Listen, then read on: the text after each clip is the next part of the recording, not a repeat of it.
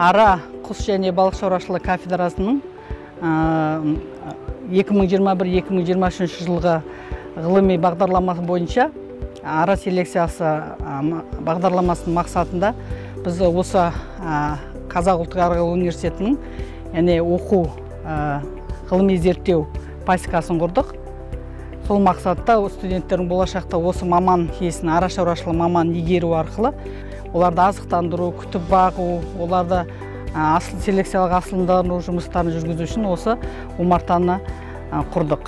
Омартадағы ара тұқымдары екі ара тұқым әкелінген, яғни Карпат және Карника тұқымдары біздің Қазақстанда жалпы бүкіл аймақ, Қазақстан аймағындағы өсірілетін ара тұқымдарының линиялық тұқымдары. Болашақта осы ара шаруашылығы маман иелерін дайындау мақсатында және арғы ғылыми зерттеу жұмыстарын жүргізуге пайдалануға құрылды. 2 күн сайын келіп азықтандыру, олардың қысқада қазіргі уақытта бұлардың қысқа дайындық, яғни өздеріне азық жинау процесі жүріп жатыр. Оларды, яғни көп қазіргі уақытта аралардың ең проблемалық жұмысы аурулардың бірі варатоз, яғни кене ауруларын қазіргі уақытта біз емдеп, яғни оларды қоспалы азықтармен, витаминдермен азықтандыру арқылы қысқы дайындық жасалуда. Енді бұл бастамасы 20 ұядан құрылған, яғни айттық қой, ғылыми және зерттеу және оқу процесіне арналған омарта. Қазіргі уақытта бір докторантымыз, 2 магистрант осы жоба бойынша жұмыс істеп, яғни ғылыми жұмыстарын жүргізуде.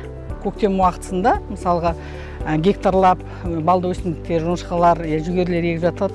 Олардың да зиянкестері бар, ары өсімдіктерін.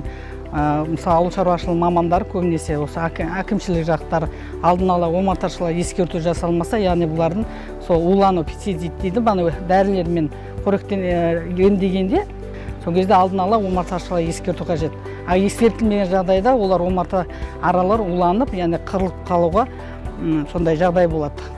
Қазіргі уақытта бүкіл дүние жүзінде, мысалы 2002 жылдар емес, мысалы Америка, басқа шет ел, Европа елдері, яғни осыған арнайы өздеріне мысалға қаржы бөлу арқылы араларын санын көбейту. Яғни бұл табиғи жағдайда бал аралары, яғни тозаңдануға, кез келген өсімдік болсын, жеміс жидектерді, яғни құндылығын арттыру.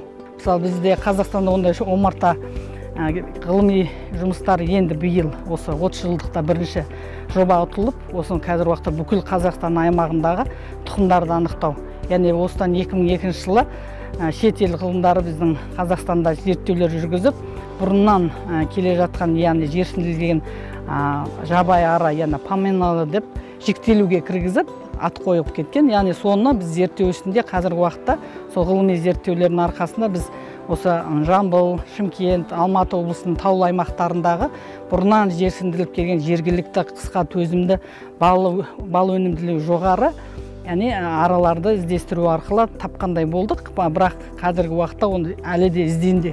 Қазір осы Қазақстанда 2 тұқым жақсы өсіріледі, яғни Карпат, Карника дейді. Яғни Карниканың іздері, линиялары жүргізіледі. Қызылорда облысына айтатын болса, Қызылорда облысына Карниканың линиялар пешес, яғни Германиядан әкелген аналықтардан, яғни ұрпақтар арқылы олардың қысқа төзімділігі, өнімділігі жоғары сол аймаққа сол Карника пешес тұқымның біз ұсынылудамыз қазір уақытта. Мысалға, басқа өсімдіктерге зиянкестерін өлтіру үшін себілген дәрі-дәрмекті алдын ала ескерту қажет. Егер де ескертілмесе, омарташылар оны білмей сол аймаққа апарып қоятын болса, омартасын, онда олар аралар содан қырылып қалады.